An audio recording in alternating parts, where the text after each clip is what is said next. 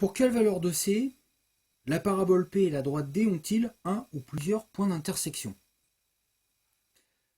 Alors, là vous voyez, j'ai représenté la droite D, l'équation Y égale X plus C, dans le cas particulier où C vaut 20. Et en dessous, j'ai la parabole P, d'équation, je sais plus quoi, moins 2x carré plus 2x plus 12. Bon, et là j'ai la possibilité de changer le paramètre C, tant et si bien que la droite, eh bien, elle bouge. Hein, plus C a ses valeurs qui descendent, plus la droite descend aussi. Alors là, au stade de l'aventure, on a la droite qui a aucun point d'intersection avec la parabole. Par contre, on se rend compte que quand on s'approche de 12, voilà, là j'ai 12,2, ben là, il y a un point d'intersection. Et si je continue, hop, je me retrouve avec deux points d'intersection. Et en poursuivant ainsi, ben on voit qu'on continue à avoir deux points d'intersection. Et des points d'intersection dont les coordonnées changent.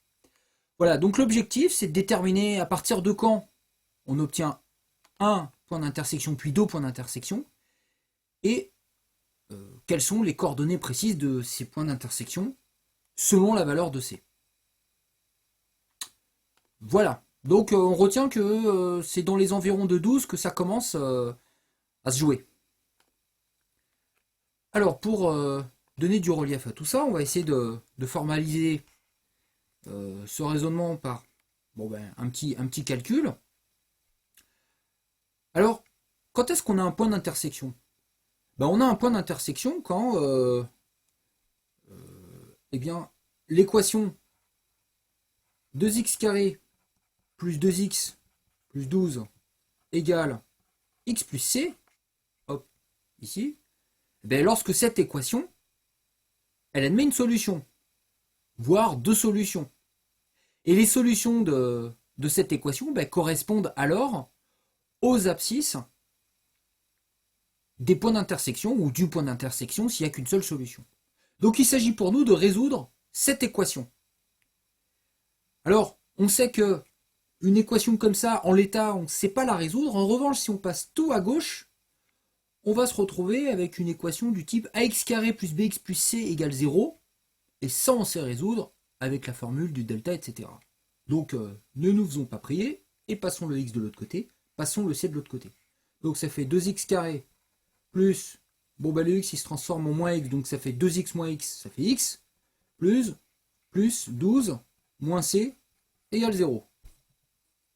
Bon, à l'attaque, hein. Là j'ai mon coefficient A, mon coefficient B c'est 1, puis mon troisième coefficient que d'habitude on appelle C, c'est 12 moins C, donc là attention, faut pas qu'on s'embrouille. Bon, le discriminant delta, ça va être égal à 1 au carré moins 4 fois moins 2 fois 12 moins C. N'oublie pas les parenthèses, hein. Sinon c'est erreur en perspective. 1 au carré, ça fait 1. 4 fois moins 2, ça fait moins 8. Avec le moins devant, ça fait plus 8. Et je laisse comme ça 12 moins C. Delta. Et là, il y a une discussion qui s'opère. On a une solution. On a une racine, voire deux racines, à partir du moment où delta, il devient positif. Bon. Quand est-ce que delta est positif? Voilà, c'est la question. Regarde. Alors, delta est positif ou nul? De dire que delta est positif ou nul, ça revient à dire quoi? Ça revient à dire que 1 plus 8 fois 12 moins c est positif. Bon là, je vais développer là, parce que là, ça commence à me saouler. 1 plus 8 fois 12, 96, moins 8c est positif. Je passe le 8c de l'autre côté. Et j'en profite pour faire 1 plus 96, ça fait 97. Oui, bien joué. Ça donne ça. Je me débarrasse du 8 en divisant par 8 à gauche et à droite. Ça fait 97 huitièmes inférieur ou égal à C. Donc ça veut dire quoi? Ça veut dire que quand C, il prend une valeur plus petite que cette fraction, je me retrouve avec delta qui devient égal à 0 et après devient strictement positif.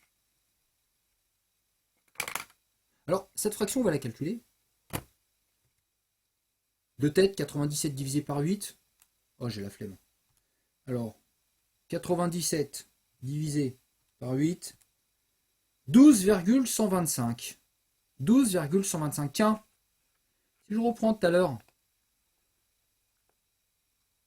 on a vu que à partir de 12,2, un point d'intersection, et puis deux points d'intersection. Eh bien voilà, ça corrobore la conjecture graphique.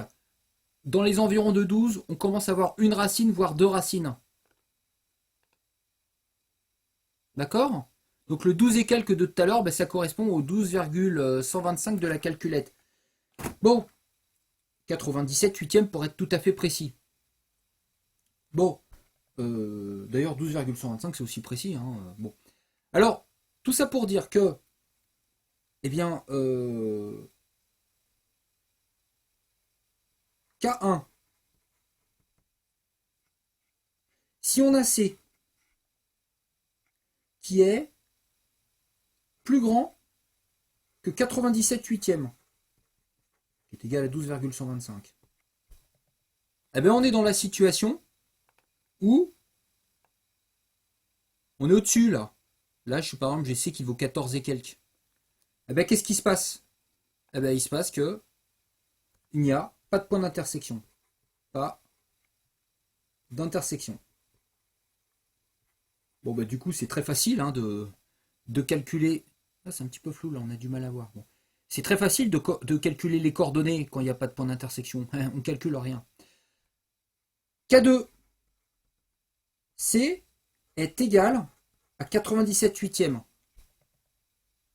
Eh ben on est dans le cas particulier où delta qui est égal à 0. Delta qui est égal à 0, on remonte un petit peu. Mon équation qui est ici, là, celle-là, elle va obtenir une seule solution. Laquelle de solution? Eh bien, x qui est égal à, alors moins b moins 1, plus racine de delta, ben, racine de 0, sur 2a, 2 fois moins 2, c'est-à-dire, on fait le calcul, moins 1 quart. Ok? X égale moins 1 quart. Bon, x égale moins 1 quart. Moins 1 quart, ça fait moins 0,25. Bon. Et alors du coup, si je regarde par rapport à ici, là, si je suis à peu près là j'ai un point d'intersection. Ben, ce point d'intersection, si je cherchais son abscisse, je suis à peu près ici. Non, c'est moche là ce que je dis. C'est bizarre parce qu'on a l'impression que c'est plutôt un quart là. Ah bah oui, c'est un quart, j'ai fait une erreur de calcul. J'ai fait une erreur de calcul ici. J'ai fait une erreur de calcul là. C'est pas moins un quart.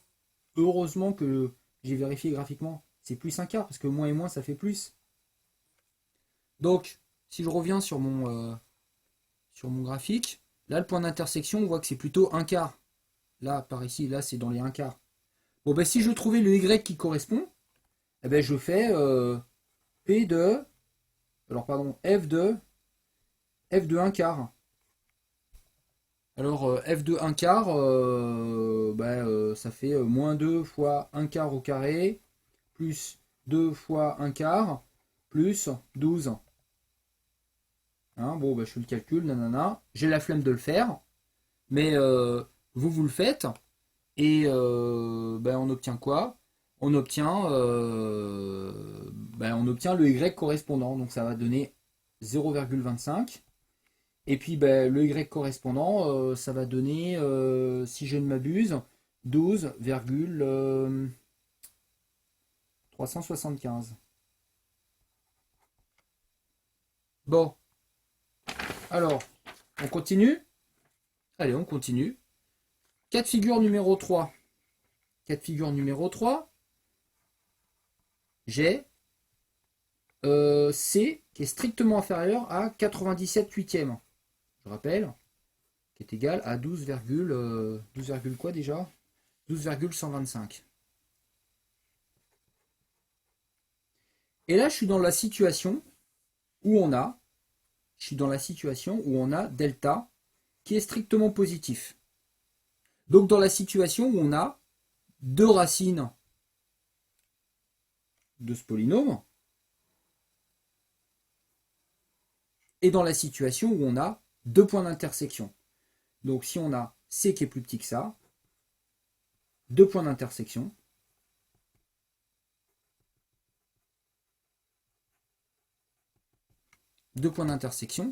alors là, si je descends, voilà. Là, je suis plus petit que C, il vaut 7,8, je suis plus petit que 12, je sais pas quoi. Bon, alors, on calcule les abscisses des points d'intersection. Donc, j'en ai un premier, c'est moins 1 moins racine de... Alors, delta, on a dit que c'était... alors là, par contre, c'est un peu... 1 plus 8, 12 moins C, comme ça, sur 2A, donc c'est sur moins 4. Ça, c'est la première abscisse du premier point d'intersection, et puis l'abscisse du deuxième point d'intersection, c'est moins B, avec un plus ici. 1 plus 8, 12 moins C, comme ça, sur moins 4. Donc là, c'est x1, x2. Bon. Est-ce que ça se... Qu'est-ce que je voulais dire? Bon, ben si je veux trouver les y, les abscisses, les ordonnées correspondantes, ce que je peux faire, c'est... en fait, ça va être x1 plus c. Et ici, y2, ça va être x2 plus c. Donc, il me suffit à ça de rajouter c. Et à ça de rajouter c. Alors, je vous l'accorde, on va obtenir une expression super compliquée, avec des c de partout, mais qui sera juste. Alors, pour vérifier si on ne s'est pas gouré, ce qu'on peut très bien faire, c'est prendre des valeurs particulières pour c, et voir par un calcul parallèle si on obtient ça. Voilà. Bon, ça c'est un exo qui est un petit peu plus délicat. Allez, à vous de jouer.